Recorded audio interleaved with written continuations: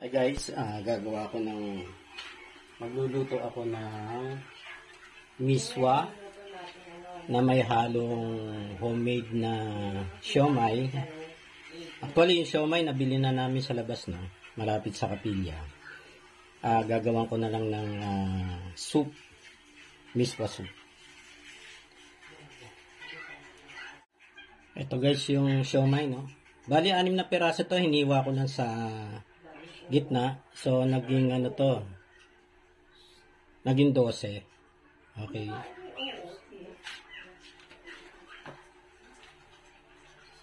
Ngayon, magigisa na ako ng bawang at sibuyas.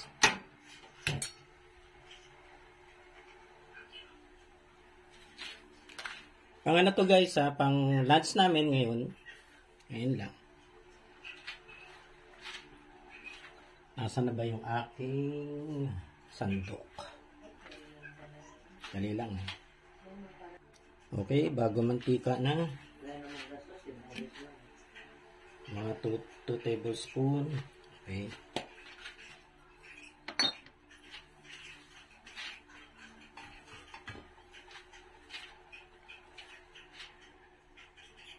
Tapos lagyan ko na ng 1 teaspoon itong minced garlic.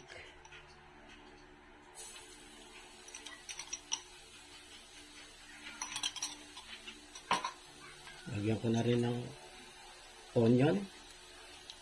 Kalahati ito nung hiniwa kong onion, no? Yung isa, itatabi ko sana, hinalo ko na lang sa sinangag.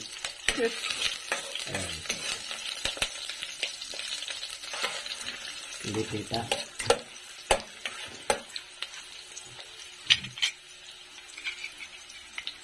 Taas ko yung camera. Ay.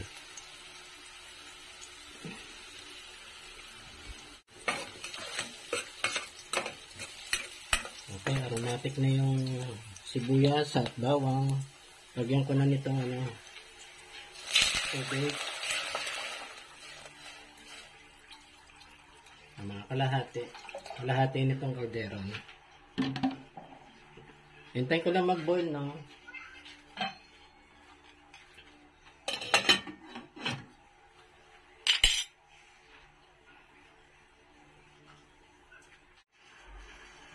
Hindi na save yung video, no? Kanina nga pala guys, pagkulo, nilagay ko na yung siomay. Tapos nilagyan ko ng 2 tablespoons ng patis, no? Panlasa, at saka yung pangkulay na 1 teaspoon ng toyo.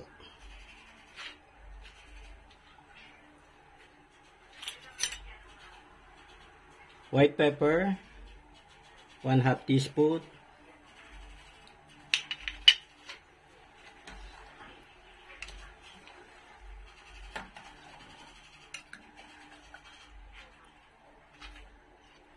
Tikman ko.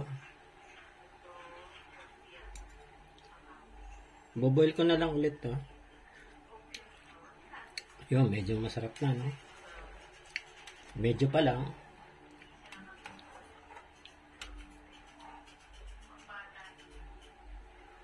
Mukhang matabang pa rin.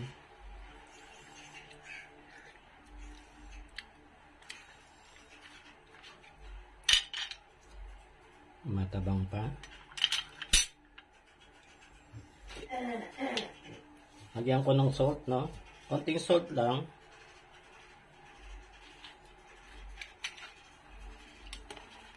Yan.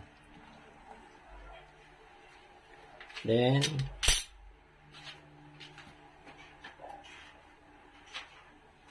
spring onions.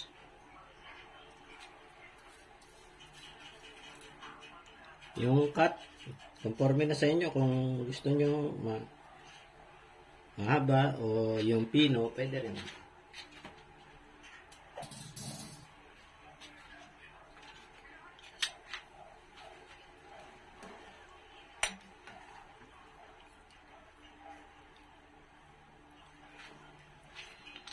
Tikman ulit.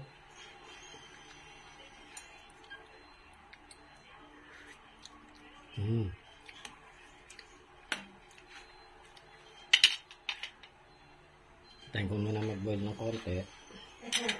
Ilalagay ko na yung miswa.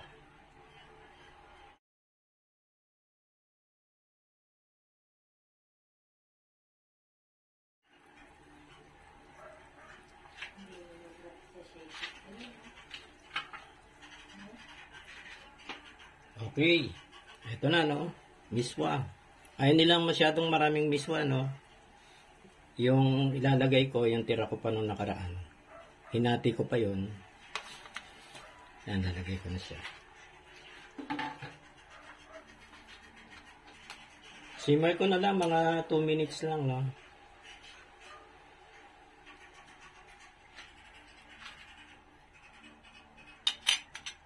Lagyan ko ng sesame oil.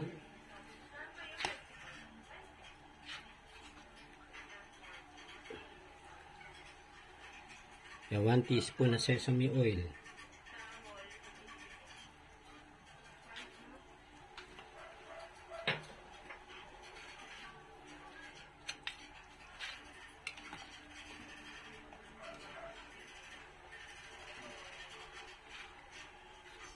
Ako na yan.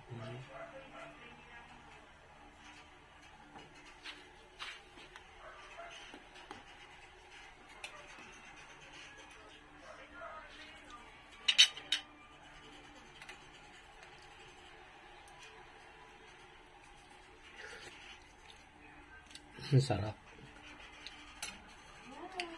Sarap, guys. Nalutuin ko lang konti pa yung yung miswa.